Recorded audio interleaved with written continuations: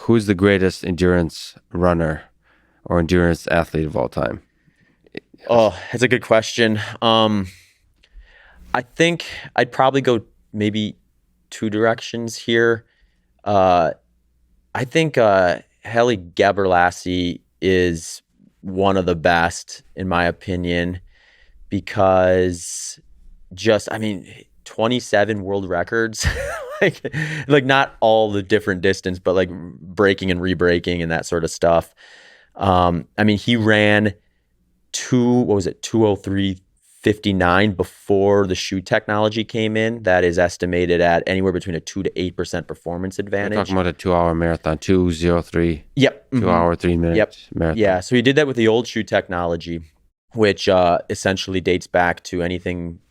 If you were a Nike athlete, it could date back to as early as, I think, early 2016 is when the first prototype started showing up. So if you're before that in your career, you're guaranteed to be using the old shoe technology.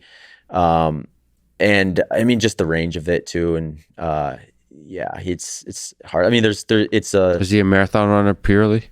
No, he did everything. That's why I pick him, I think, because he went everywhere, everything from the 800 and is like at a national level. 800? Yeah, at a national level. He wasn't competing at like Olympics or anything in the 800, but he was mostly like 5K to marathon. Yeah.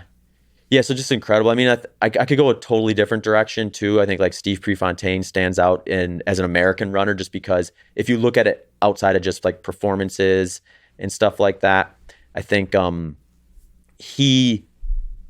like you can't find an American male runner who probably didn't get some motivation or some catalyst into their running journey from a Prefontaine story. Or What would you say is inspiring about Prefontaine? Like from the philosophy, from the technique, from his story? I think there's a few things. I mean, there's a lot of things, which is why he is who he is. It's one was just his attitude about it, where he wasn't like this picturesque runner. I mean, he was obviously talented, but you have the perfect story of like he wanted to be good at something. Like most American kids tried football. Was no hard work was going to get Prefontaine starting in varsity for football. Starts running, fell in love with the mile. His college coach told him, "No, you're not going to be a miler. You're going to be a 5K guy." And he popularized the 5K in the United States, or 3 mile in some cases. And I mean, the way he would race, I think, is what really made him interesting for folks. Where he was just like all guts runner. Where he's like, I mean, one of his famous quotes was like, "If you beat me, you're going to have to bleed to do it," because he's going to be an all guts race. And in a sport where it gets very tactical at times, especially at the like I shouldn't say national, but at the like competition level, the championship level, where it's like kind of more of a sit and kick approach a lot of times, where everyone's kind of waiting for someone to make a move. Like Pre was going to make a move really early. Yeah, so this idea of leading from the front, which I guess is tactically really a bad idea. Well, from a running a PR standpoint, it's a bad idea in most cases. But so a race, I guess, is not just about the PR. Mm-hmm. So a race, it's about winning in a lot of cases, and that's what he thought was going to put him in the best advantage to win, I think. It's just to run from the front. I mean, what do you, because you mentioned this, the 100 mile you ran, you were in second place, and then in the 90s, you were able to get to first place. How hard is it to run when you're in first place? I think this is really different. Some people thrive under it, where it's like for them, like I talked about Jim Walmsley before, I think he loves being in the front. If he's in the front, he loves it. That's where he's excited. That's where he knows he's doing what he's doing, where he's pushing his limits and things like that. Pre was probably the same way. And then I think there's other folks who are much more comfortable kind of saying, let's let things settle down here a little bit, and then I'll make my move when it's time to make my move. Or they think of it as, and this is a very important, I think, lesson for the average ultra runner, is just like knowing what you're capable of is going to be an important piece to the puzzle, because you can like, you can try to say, I want to run faster than I'm capable of in an early part of a 100 miler, but then you're going to pay for it at the end. So really, unless you're trying to go for the win, and that's a tactic that you think is going to produce a win versus trying to run your fastest time, you got to run within yourself, within your parameters. Obviously, there's a big question about where those parameters are in a lot of cases, which makes ultramarathon even more interesting, because it's like there's so much unknown about it. It's like, well, maybe you can go faster, and we just don't know yet. so there's, in the face of that uncertainty, there's something admirable, like it was with Prefontaine, Mm-hmm. where you take the risk and Yeah. run faster than you think you might be able to run in terms of pace that you can hold. Mm-hmm.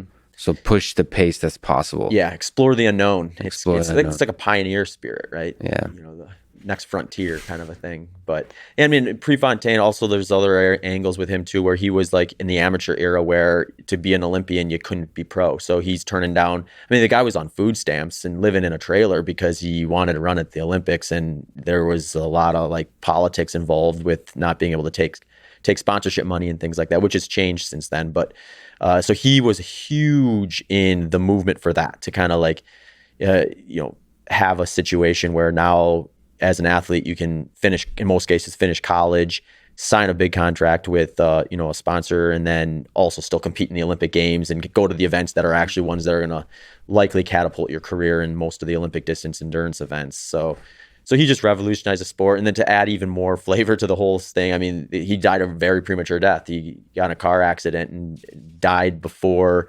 he would have likely probably medaled at the Olympics. So And there is a tragedy of the Yeah. fact that he didn't. Mm-hmm. Yeah, well, he was fourth place at the Olympics the prior his first go of it, and it was kind of one of those things where it's like fourth place at the Olympics is the first man looking out or the first woman looking out, and for a guy that had as much hype as him, I think like a medal was something he really wanted to take home with him there, and Especially how that race went. I mean, yeah, I don't know. It's tragic, the whole thing, but that's one of the things that makes Olympics amazing, is the tragedy of it. Like, one race decides the story of a lifetime, which is like, yeah, that's why it's amazing, even if a lot of people get hurt because of it. Tragedy makes the triumph special. right, yeah, and well, it makes life like a movie almost, where Yeah, like, exactly. if everything's all sunshine and rainbows, then it's not as entertaining to watch. Yeah. There's no adversity to overcome.